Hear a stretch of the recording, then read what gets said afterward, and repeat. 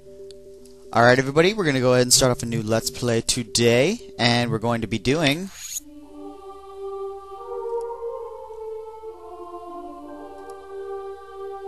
Metroid Prime 3 Corruptions. Let's go ahead and get it started. I should just let it be known right now, I'm a huge fan of the Metroid series, and I love the series to death, and so far I've 100%ed every single game in the series up until this point. That includes getting all the upgrades, all the scans. I'm just that loving to the series.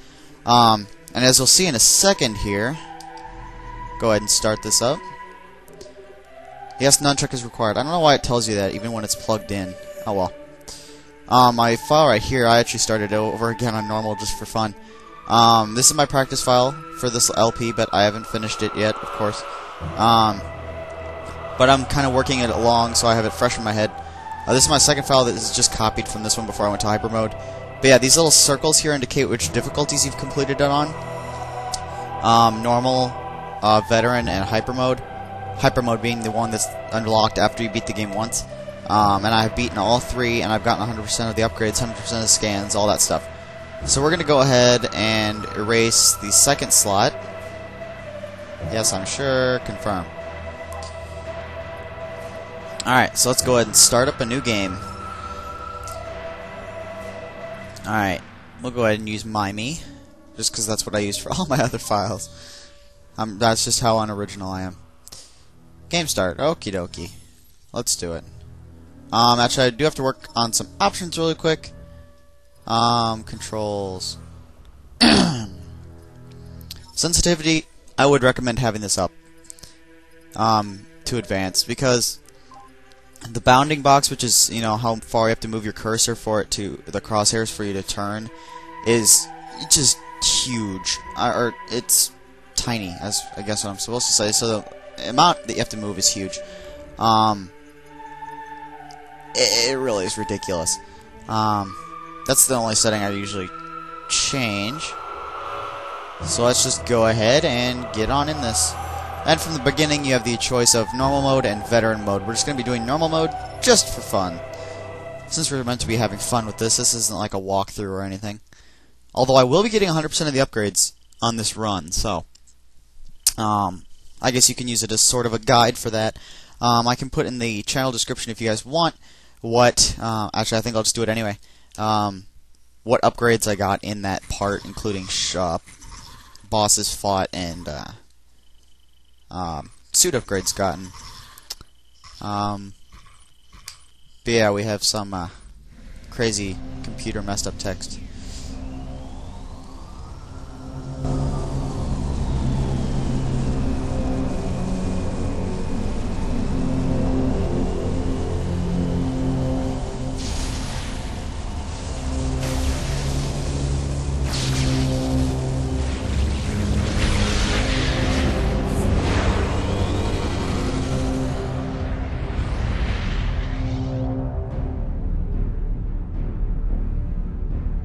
Cryostasis shutdown complete. Vital signs stable. Activating various suit. Suit diagnostic complete. All systems functional. Alright, here we have our ship.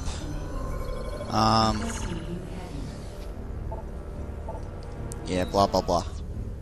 Course laid in. This was a cool intro to this game, I always thought. Blah blah blah. Federation fighters approaching. Incoming transmission. Unidentified vessel, please switch to a secure radio frequency and transmit your identity code. We are standing by. This is kind of the introduction to the ability to use panels and interact with panels in this game using the Wii Remote and stuff. Basically, you just have to match those icons that are up there. If you mess up, they don't come out and kill you. Don't worry about that. And I believe there's a second time you have to do this. Blah blah blah. There's a secret message you can input that gives you a secret message from one of the developers, I believe. I don't remember. I haven't done it in a long time. And there's thruster controls, blah blah blah blah blah blah. Some of the Wii remote motions for the levers and stuff are kind of iffy. Like for the pumps, you'll see later on in the game, they're kind of hard to work with. But for the most part, the waggle-ish stuff kind of works well.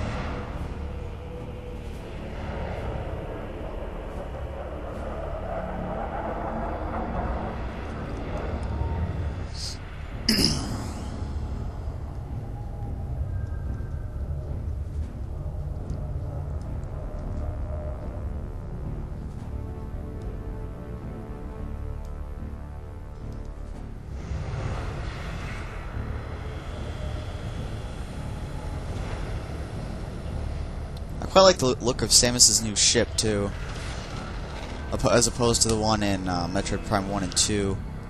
Now, this trilogy is supposed to take place after Metroid Prime 1 and before Metroid Prime... or after Metroid 1 and before Metroid 2 Return of Samus. I don't exactly remember Metroid 2 that well because I've only played through it twice, I think. Once to just play through it and once to get 100%, but that was actually my least favorite Metroid game for obvious reasons. It's actually not very good. Admiral Dane is waiting for you in the briefing room. I will upload the location to you now.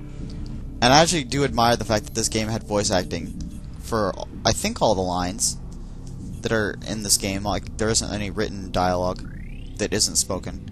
Yeah, just telling us where to go. There's a little mini game here. You can step on this little thing and shoot these, but I'm not very good at it. And yeah, we'll just keep moving on. And I'm not going to go for any scans. I'm only going to scan what's required. Alrighty. Shoot the lock. And shoot the lock. And just like Zelda, Metroid has its own little "you've just solved the puzzle" sound, which I quite like.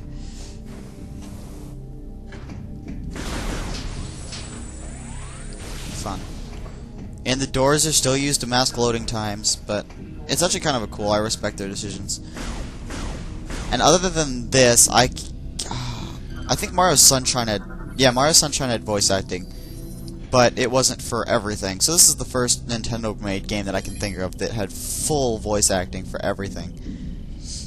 Alright, and it gives us our access code 13576. That's actually the exact same every time you play through this game. I just wanted to show you that. Whoops. Hehe. You get too close to it, it messes up. 1, 3, 5, 7, 6. Thank you.